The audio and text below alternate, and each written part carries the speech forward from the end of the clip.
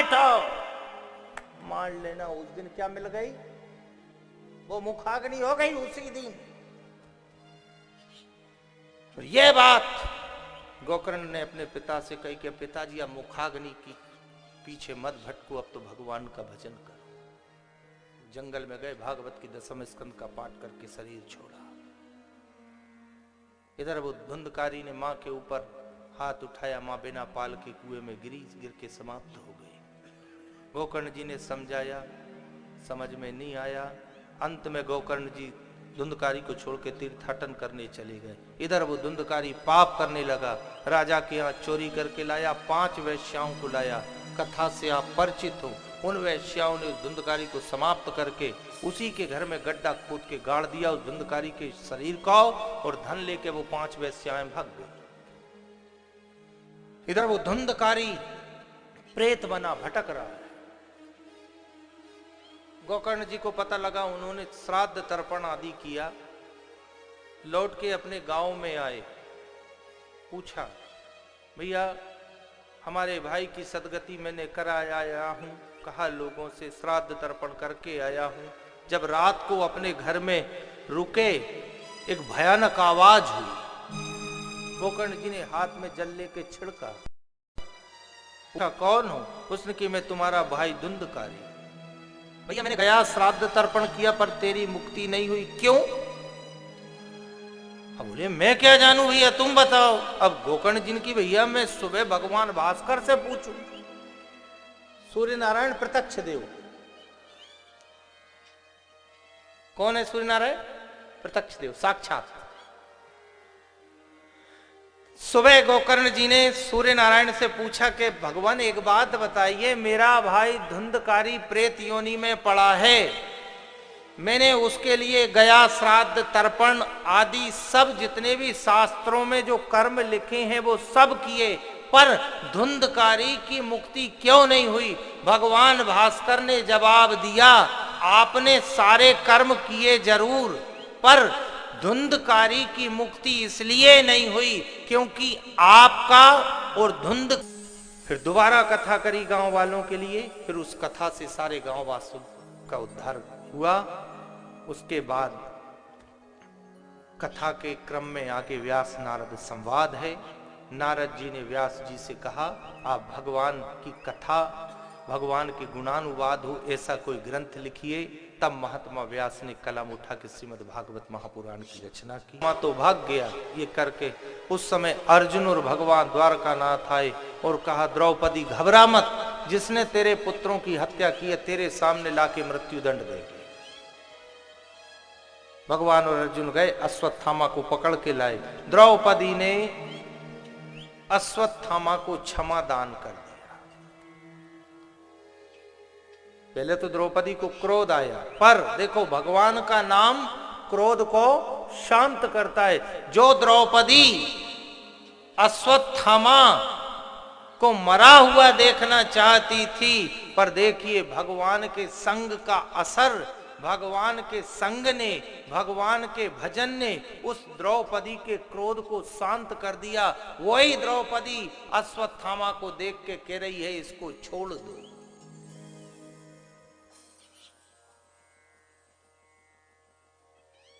छोड़ दो।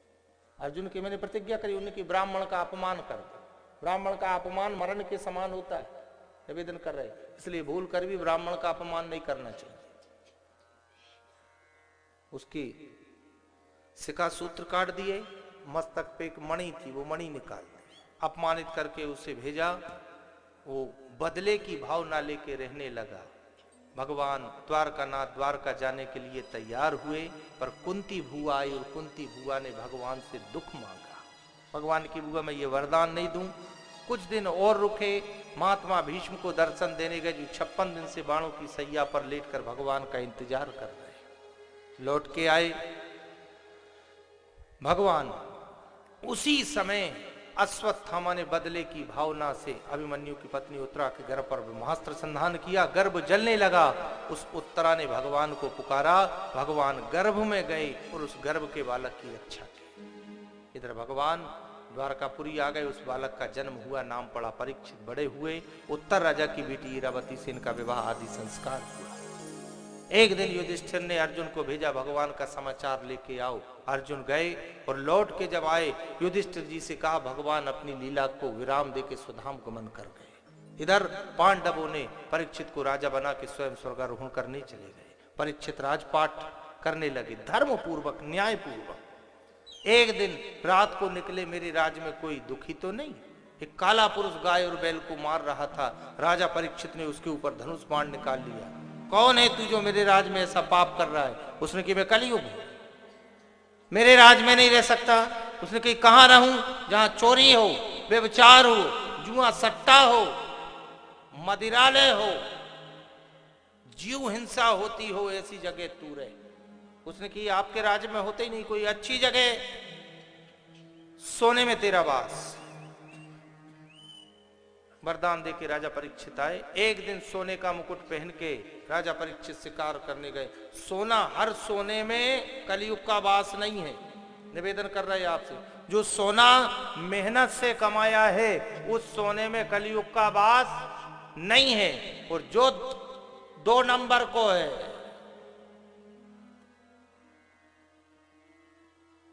वैसे तो एक महापुरुष ने बहुत अच्छा उपाय बताया, जब भी सोना लेके आओ, चेन लाओ, अंगूठी लाओ, मंगलसूत्र लाओ, कई भी लाओ, भगवान को पहले पहनाओ।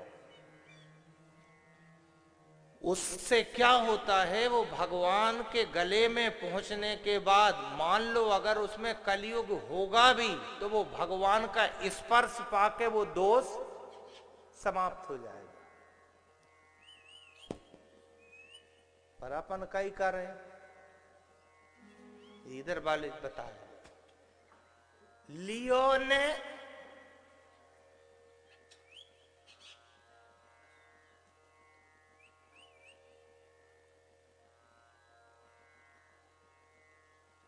राजा परीक्षित ने भी जो मुकुट पहना था, कौन का था? जरासंध का था। उसमें बैठा कलयुग, बुद्धि भ्रष्ट कर दी। शिकार करने गया, पानी मिला नहीं, प्यास लगी, समीक मुनि के आश्रम में आए। उस समय महात्मा समीक तपस्या कर रहे थे। पानी मांगा, मैं हस्तिनापुर का सम्राट राजा परीक्षित, मुझे प्यास लगी है, पानी पिलाइए। वो आंख बंद करके बैठे। राजा परीक्षित को क्रोध आया, एक मरा हुआ सांप उठा के महात्मा समीक के गले में डाल के अपने राज्य में आ गए। इधर समीक के पुत्र श्रृंगी को पता लगा, उन्होंने हाथ में जल्ले के श्राप दिया, जिस राजा ने मेरे पिता के गले में मरा हुआ सांप डाला है, श्राप देता हूं आज से 7 दिन तक छकना के काटने से अकाल मृत्यु हो जाएगी। राजा परीक्षित को पता लगा, राजपाट छोड़ के और गंगा किनारे आए और महात्मा सुखदेव मुनि से राजा परीक्षित की भेंट हुई। अब इसी के साथ आज प्रथम दिवस की कथा का मंगलमय समापन। कल पुनः 1 बजे से, ठीक है, की ओर बढ़ा है 1 बजे से आ जाइयो टाइम से, निवेदन कर रहे हैं सब लोग। आप कल पुनः 1 बजे पधार जाए। आप सब ने बड़ी शांति से सुना, आप सबको प्रणाम करते हुए पर जाना उसी भाव से। आओ आज कथा, और दूसरा निवेदन कर रहे हैं, आज समापन के पूर्व शाम को 7 बजे से कथा स्थल पर राममाला रहेगी। हमने किसी सदगुरु ने प्रेरणा दी, जितनी देर बन पड़ेगा 1 माला 2 माला, और जिनको आना है वो स्वागत है, और नहीं आओगे तो अपन 3-4 जना अपन अपनो काम करेंगे। कितने बजे से? 7 बजे से इस कथा स्थल पे राममाला रहेगी। और अभी भी जाओ तो बस वही करते जाना, ये राम नाम की माला जपेगा कोई दिलवाला, जपेगा कोई दिलवाला, ये राम की माला जपेगा कोई दिलवाला, जपेगा कोई दिलवाला, ये हरि नाम की माला जपेगा कोई दिलवाला, जपेगा कोई दिलवाला, ये हरि नाम की माला जपेगा कोई दिलवाला।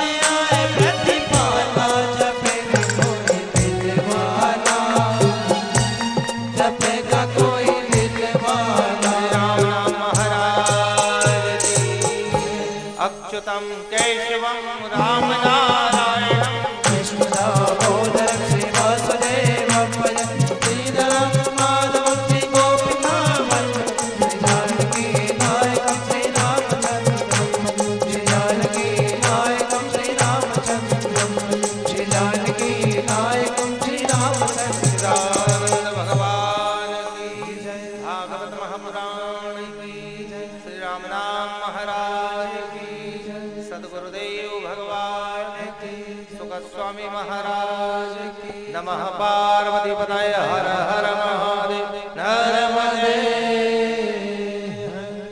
सभी श्रद्धालु अपने स्थान पे खड़े हो जाए आरती के लिए।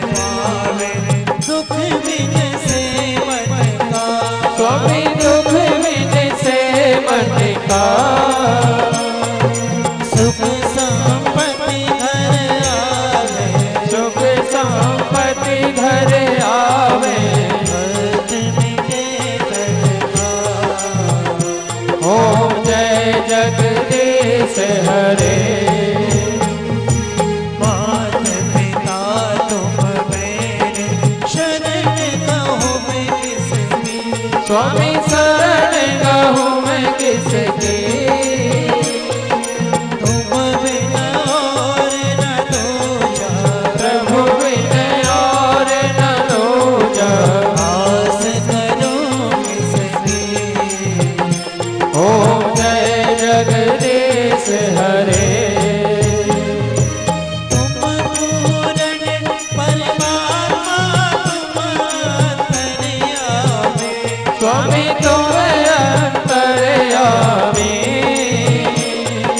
पार ब्रह्म परमेश्वर, पार ब्रह्म परमेश्वर, तुम सबके स्वामी।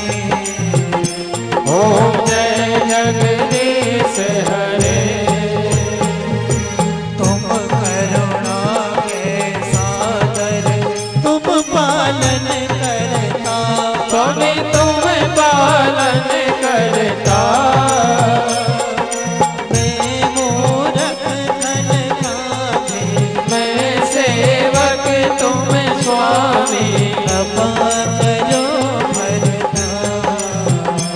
ओम जय जगदीश हरे।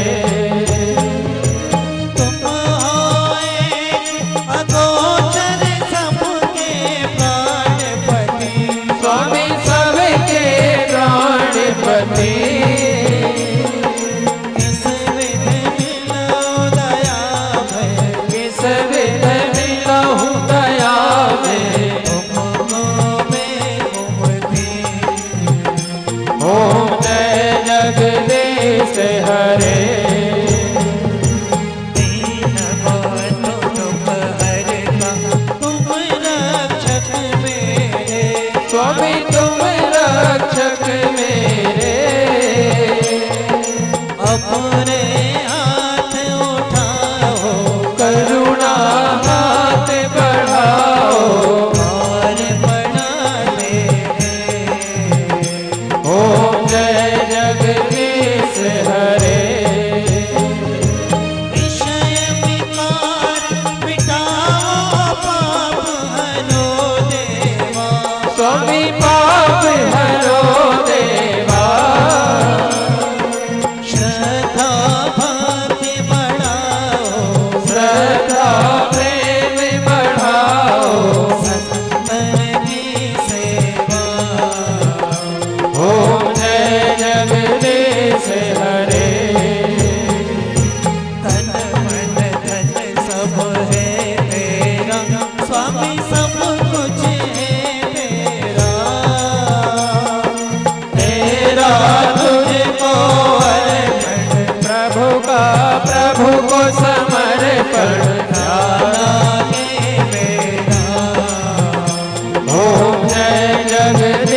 से हरे श्याम सुंदर के आरती जो कोई नर गावे स्वामी जो कोई जन गावे भक्त शिवानंद स्वामी बिना बद हरो हर स्वामी मनवांछित फल पावे ओम जय जगदीश हरे ओम जय जगदीश हरे स्वामी जय जगदीश हरे